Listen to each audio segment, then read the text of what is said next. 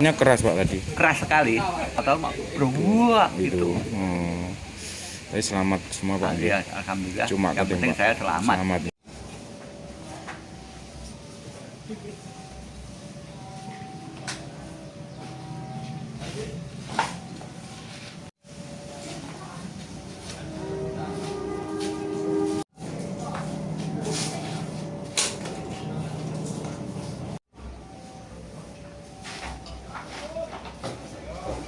Itu lahan itu berarti belakang itu milik saudara. Milik saudara. Ya.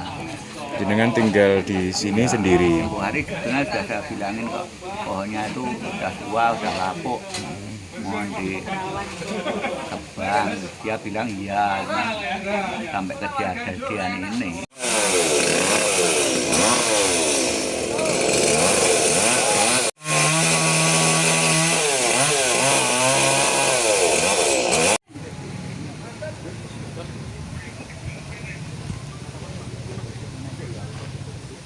Kan udah lapuk.